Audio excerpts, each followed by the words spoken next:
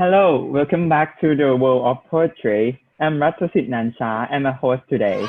The poem which we will talk about and have a little discuss today is I'm Nobody, Who Are You by Emily Dickinson. So first, let me read the poem for you guys. I'm nobody, who are you? Are you nobody too? Then there's a pair of us.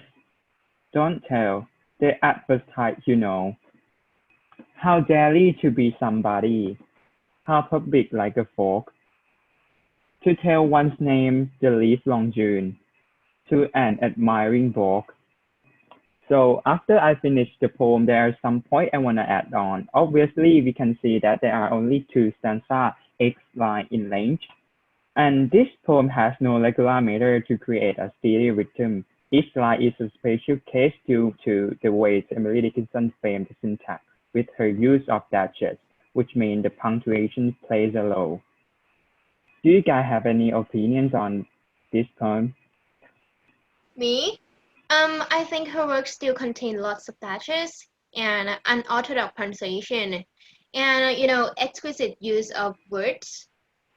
I noticed that the exclamation mark, and I wonder what the purpose of adding the exclamation mark. Does she want the speaker to be excited, to be a nobody, or has she shocked herself by saying that? Exactly, that is her unique writing style. Interesting. I think the purpose of adding the exclamation mark is that she might want the readers to feel excited as being nobody. Yes, indeed. She confesses at large, being a nobody is preferable to being a somebody. All right, so she already mentioned the first stanza critically, and I quite agree with you guys. So I leave the room for you. Let's share your ideas of what you got from the poem, especially in the first stanza.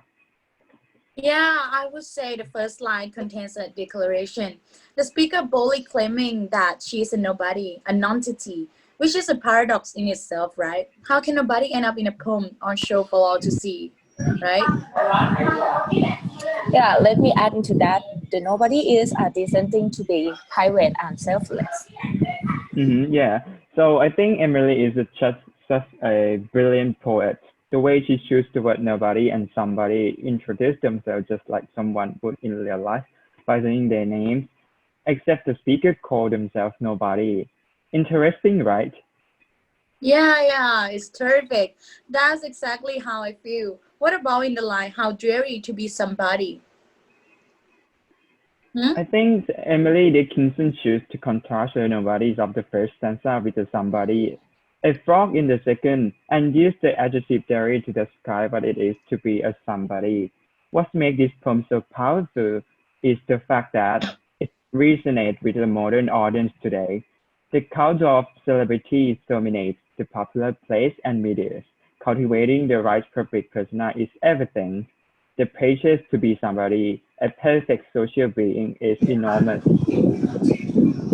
So how come she made a frog a major player in her poem, and why use it excessively?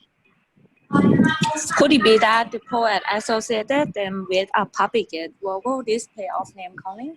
After all, the louder folks are usually male, and they seem to attack the female for dictating their territorial boundaries. Mhm. As in many of her poems, Emily Dickinson conjures up an unexpected surprise with the use of one little word, frog. She compares somebody to a frog sitting croaking all the time in the bog. Interesting. May I rewind the tape and come back to the nobody and somebody? The tone is mocking to be a somebody with a bloated ego, self-important, needing the admiration of the mass, is to be a bit of a loser.